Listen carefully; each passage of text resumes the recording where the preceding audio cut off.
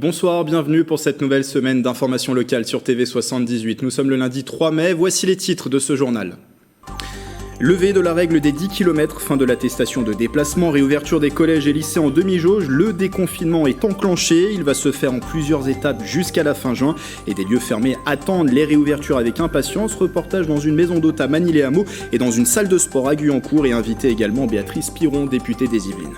Le Vélodrome national de Saint-Quentin en Yvelines joue les prolongations. Vendredi, le site transformé en vaccinodrome a fonctionné jusqu'à minuit. Près de 500 personnes ont pu recevoir une injection sur place, une opération qui devrait se renouveler. Et puis la reconnaissance de la ville de Plaisir à Anaïs Dos Santos, cette élève du lycée Jean Villard a sauvé son professeur de l'étouffement grâce à des gestes de premier secours. Elle a reçu une médaille pour cette action héroïque. Politique également à suivre dans ce journal avec la majorité Ensemble pour les Yvelines qui vient de dévoiler la liste de ses candidats pour les élections départementales.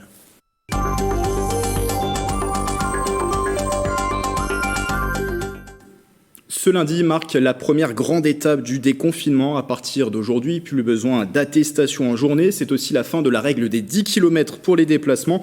Le calendrier va s'étendre jusqu'à la fin juin avec une réouverture progressive des lieux fermés. Réaction dans ce sujet des professionnels yvelinois et des Yvelinois également avec Astrid Bergère, Célia Gatsongo, Bérangère Bourgoin et Nina Da Silva. Lundi 3 mai, ce jour est celui de la première étape du déconfinement. C'est la fin de la limite des 10 km et plus besoin d'attestation en journée. Pour les professionnels du tourisme, cette date est importante. La seule interrogation, les clients reviendront-ils ? Ça dépend de la volonté de chacun et de ceux qui ont besoin de sortir de leur appartement, en fait, qui ont besoin de voir un peu de verdure. Alors oui, ils commencent à nous appeler pour les week-ends qui arrivent. Ici, avant la crise, les clients étaient principalement des hommes d'affaires. Maintenant, on compte davantage de personnes en déplacement pour des chantiers, mais aussi des franciliens qui ont besoin d'air. Autre grande date, le 19 mai, réouverture des commerces, des lieux culturels et des terrasses avec un couvre-feu à 21h. Les avis yvelinois sur ce calendrier sont mitigés. Si les gens se protègent avec des masques et s'ils se nettoient bien les mains et tout ça, ça ne doit pas poser de problème. Simplement, c'est la vaccination qu'il faut absolument que les gens se vaccinent. Je trouve que c'est un peu trop tôt. Je trouve qu'il faudrait qu'on libère certaines choses où il y a vraiment le moins de risques possible, voir la situation, comment elle sera, et puis après, aller au-delà. Nous avons attendu et nous avons donné des efforts et aujourd'hui, tout le monde doit profiter de ça. Le couvre-feu sera repoussé à 23h le 9 juin. Cette date marquera aussi la réouverture des salles de sport avec un respect des jauges, un soulagement pour les gérants d'établissements sportifs. Et la première impression qu'on a eue, c'était le ouf, enfin. On a pu enfin avoir une vision, avoir une date. Donc ça, c'était la chose qu'on attendait le plus, parce qu'on a été malheureusement, entre guillemets, baladé de date en date. Ça a été décembre, puis début janvier, puis fin janvier, mi-février, pour après dire on verra plus tard. Donc là, c'est vraiment un ouf de soulagement. Ouais. La fin du processus de déconfinement devrait avoir lieu le 30 juin avec la levée du couvre-feu. Des ajustements pourraient avoir lieu en fonction des situations sanitaires locales. Seules les discothèques resteront fermées. Béatrice Piron est avec nous par visioconférence. Bonsoir. Bonsoir. Vous êtes la députée La République En Marche de la 3e circonscription des Yvelines. On parle avec vous de ce calendrier dévoilé dans la presse régionale vendredi par Emmanuel Macron. Et c'est un calendrier en 4 dates qu'il faut retenir. Ce lundi 3 mai, le 19 mai, avant les dates aussi des 9 et 30 juin. Ce lundi, vous le voyez s'afficher, levée de la limite des 10 km et de l'attestation à retenir. Couvre-feu aussi qui va progressivement passer de 19 à 21h. 21h, ce sera le 19 mai, puis 23h le 9 mai avant une levée totale du couvre-feu à la fin juin. Et aussi, bien sûr, qui est attendu avec impatience, c'est la réouverture progressive des lieux fermés avec la prochaine étape du 19 mai qui concerne les terrasses, les lieux culturels et les commerces. C'est un calendrier, Béatrice Piron, qui pourrait être revu localement s'il y a une dégradation de la situation, a dit le président de la République. Malgré ce risque, il était important tout de même de fixer le cap. On a vu dans le sujet précédent, il y a ce sentiment assez mitigé finalement chez les Yvelinois. Il y a même plutôt de l'impatience chez les professionnels. Il fallait fixer ce cap malgré le risque peut-être d'une recrudescence de l'épidémie. Oui, alors aujourd'hui, donc il y a ce plafond ou ce seuil à 400 cas pour 100 000 habitants. Si jamais on revenait au-dessus de ce seuil, les dates pourraient être repoussées.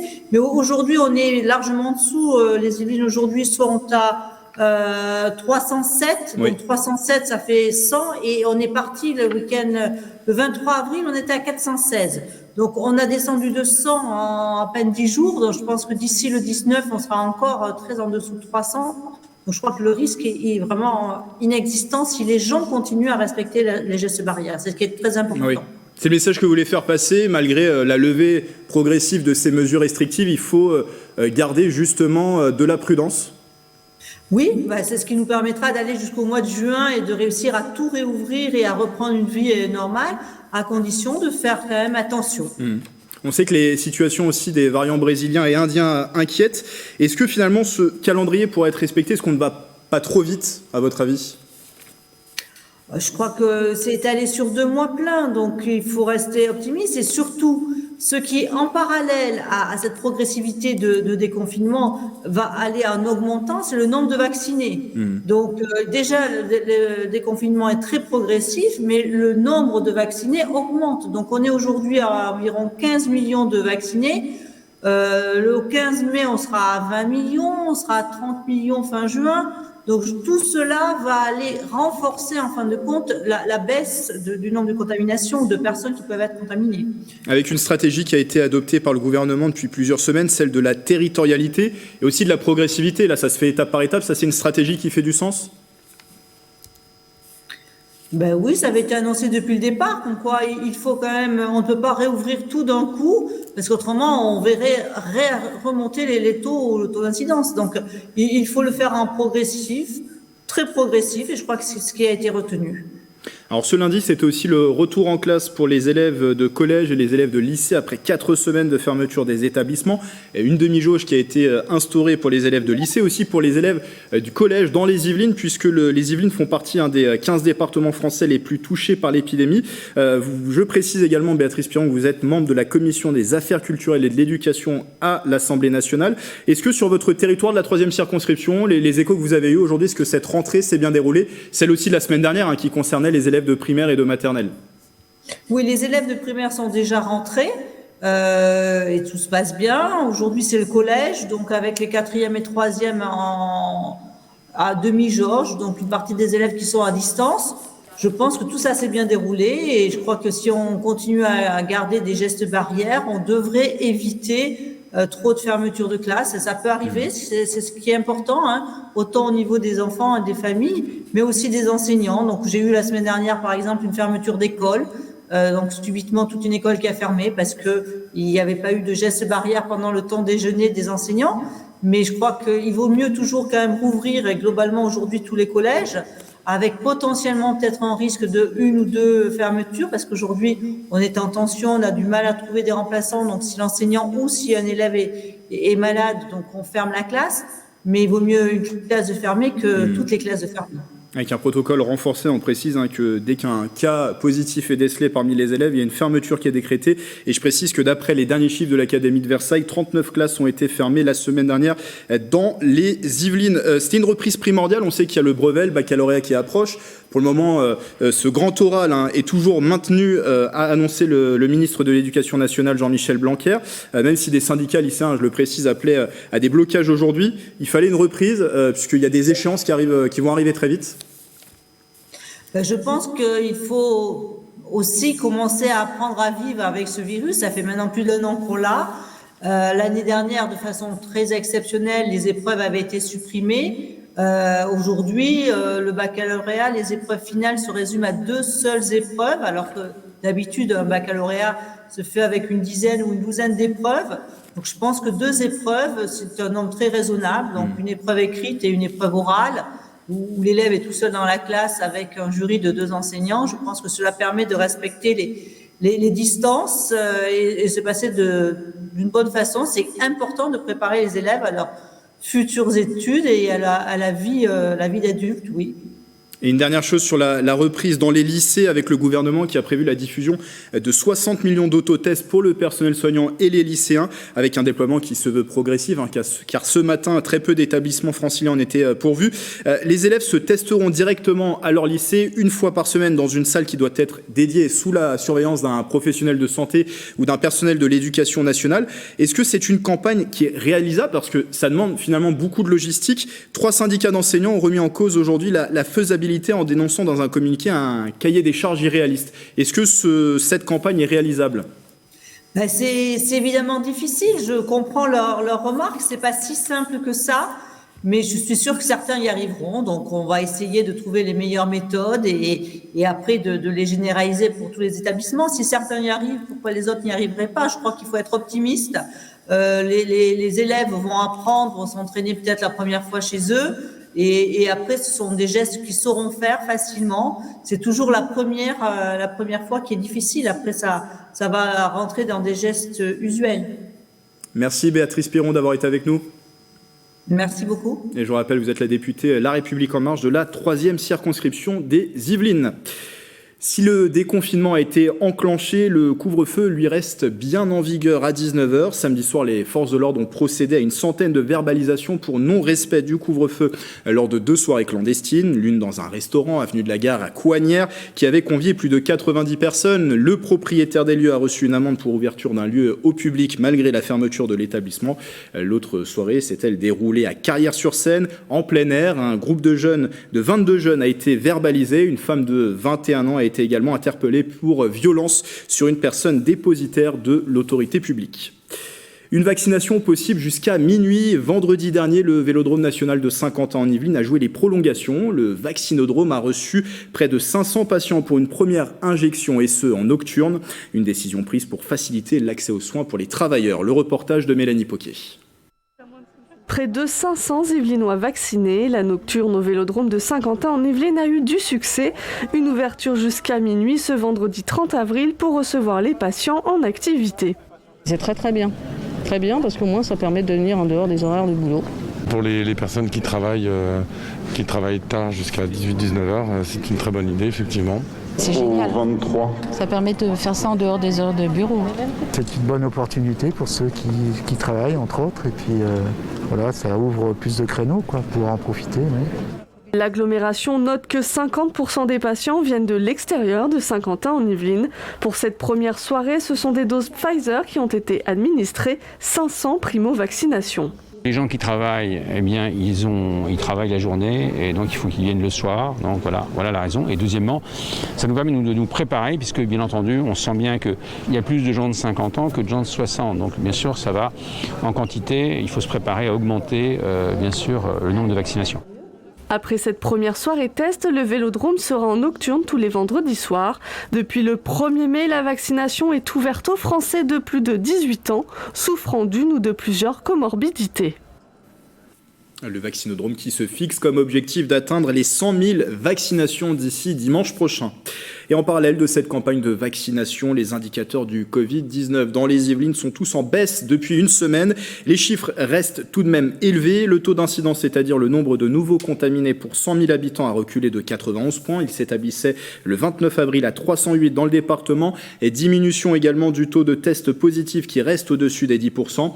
La situation, quoique toujours tendue, s'améliore légèrement dans les hôpitaux. 592 personnes étaient hospitalisées hier dimanche sur le territoire, 109 toujours en réanimation. Et depuis le début de la crise sanitaire, 1704 patients sont décédés du Covid-19 dans les hôpitaux yvelinois.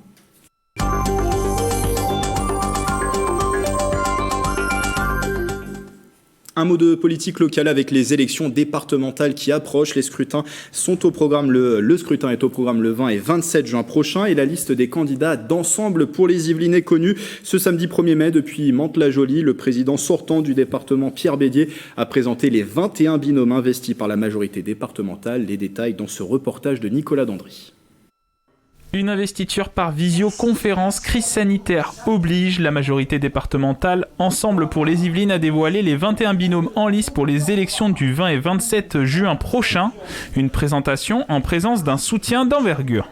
Le travail qui est fait par le conseil départemental pour le territoire des Yvelines, pour les Yvelinoises et les Yvelinois, pour les communes des Yvelines, est un travail de qualité, que ce soit dans le domaine social, dans le domaine de l'aménagement des communes, dans le domaine de la voirie, dans le domaine des collèges. Dans ce mandat débuté en 2015, les binômes de l'Union de la droite, de l'UMP et classés divers droite avaient obtenu respectivement 22, 16 et 4 sièges. Une assemblée sans opposition avec un rassemblement de la droite et du centre. Pour le prochain scrutin, l'union sera plus large. Ensemble pour les Yvelines, c'est le rassemblement, c'est ce que j'appelle le rassemblement du juste milieu, c'est-à-dire des gens modérés, de centre droit, de centre gauche, qui se retrouvent là parce qu'ils sont d'accord sur les objectifs et les méthodes pour atteindre ces objectifs. Les questions de la vie quotidienne, que sont les collèges, les aides aux communes, l'aide sociale à l'enfance, les questions de santé. Sur les 42 candidats, une majorité d'élus sortants, 16 nouveaux visages tout de même, s'engagent sous la bannière Ensemble pour les Yvelines. Parmi les nouveaux, des représentants du MoDem des Yvelines, officiellement engagés dans la majorité départementale, à l'image de Richard Delepierre, ou encore des maires élus l'année dernière. Je fais partie des quelques maires qui incarnent clairement cet élargissement de la majorité. Et donc c'est une proposition qui nous a été faite il y a maintenant presque un an, sur lequel on a eu le temps de réfléchir. Et donc le parti que je représente, le MoDem, a souhaité donner une suite favorable. Nous avons aujourd'hui une situation que nous traversons qui est assez difficile et pour laquelle je pense ne sera pas trop d'y travailler à la fois avec les compétences de la ville, de l'intercommunalité et du département. Avec le département, je sais que demain, nous pourrons aussi avoir ce prisme-là d'intervention. Parmi les autres candidats, on retrouve Carl Olive, Catherine Arnoux, Alexandra Rossetti ou encore Olivier Lebrun qui s'engagent pour tenter de repartir pour un nouveau mandat. Dans l'actualité également, ce rassemblement à Sonchamp hier dimanche, près de 150 personnes se sont réunies en mémoire de Justin, le sapeur-pompier de 19 ans, s'est tué dans un accident de moto vendredi. Il se rendait à la caserne de Rambouillet pour prendre son service et participer à l'encadrement de l'hommage national à la fonctionnaire de police Stéphanie Montfermé, tuée par un terroriste. Après la cérémonie qui s'est tenue vendredi à Rambouillet, le Premier ministre Jean Castex, accompagné par d'autres ministres et élus, se sont rendus à la caserne où officiait le jeune pompier. Les honneurs de la commune de Plaisir à Anaïs Dos Santos, cette élève de terminale au lycée Jean Villard, a reçu vendredi la médaille de la ville, une distinction pour saluer son geste héroïque, celui de sauver son professeur de l'étouffement. Les détails de Célia Gatsongo et de Joe Sakal. Médaillée pour avoir sauvé la vie de son professeur, Anaïs Dos Santos, élève en terminale au lycée Jean Villard à Plaisir, a reçu vendredi 30 avril, jour de son anniversaire, la médaille de la ville pour son geste héroïque. La semaine dernière, cette jeune fille a pratiqué la manœuvre de Heimlich sur son professeur qui était en train de s'étouffer avec un petit gâteau pendant une pause interclasse. À un moment, j'ai senti une pression sur l'estomac et en fait, c'est Anaïs qui est derrière moi qui m'a comprimé l'estomac. Et du coup, j'ai récurgité l'eau et le bout de gâteau par terre et hop, j'ai retrouvé ma respiration. C'est à travers un geste tout simple qu'elle m'a sauvé la vie. C'est ça qui est incroyable. Et elle a eu la présence d'esprit, le sang-froid et la présence d'esprit d'intervenir. C'est vraiment c'est extraordinaire. Ce geste de premier secours, Anaïs Dos Santos l'a appris au collège. En soi, le PS1, là, ça se résume pas non plus qu'à la manœuvre de Heimlich, quoi. Ça nous apprend aussi à avoir, à apprendre à appeler les pompiers, leur donner les bonnes infos, tout ça. Donc, c'est pas qu'une seule manœuvre, quoi. C'est plein d'autres choses. Donc, c'est bien de le savoir, en fait. Présente lors de la cérémonie, la mère de Plaisir a salué le courage de la jeune fille. Quand il y a des jeunes, qui seraient pas venus même d'ailleurs nous le dire, parce que moi j'avoue que je l'ai appris presque plus par la presse, parce qu'il y a une modestie derrière. Eh bien il faut valoriser ça et montrer qu'on a une très belle jeunesse, il faut vraiment le faire. Oui, c'est important. Le professeur Benoît Meurice, encore ému et choqué de cet événement, cherche désormais à passer le certificat de prévention et secours civique à l'image d'Anaïs. Avant de vous laisser, la date est parmi les plus importantes de l'année. Pour les fleuristes, le 1er mai, fête du travail. L'occasion également d'offrir du muguet. Et la petite fleur en forme de clochette blanche a été plébiscitée ce week-end. Avec la règle des 10 km, la vente ambulante était plus compliquée cette année. Les Yvelinois se sont donc plus largement tournés vers leurs fleuristes qui ont été très vite à court de stock. C'est le cas dans cette enseigne de Montigny-le-Bretonneux, ouverte depuis octobre dernier. Dès le vendredi et samedi matin, une centaine de clients s'est rendu dans la boutique. Résultat, plus de muguet le samedi après-midi. La gérante a été pour le moins surprise par cette affluence. Écoutez-la au micro d'Éléonore Sinoquet. On a ouvert dès 8h et de 8h à midi c'était non-stop. Alors c'est notre premier mai ici, donc on a quand même prévu pas mal de quantités, mais on s'était dit qu'on n'était pas les seuls à en vendre. Donc on a prévu quand même beaucoup de brins et on avait beaucoup de pots aussi à replanter. Et malgré ça, on n'en a plus. C'est la fin de ce journal. Merci de votre fidélité. Très belle soirée avec TV78.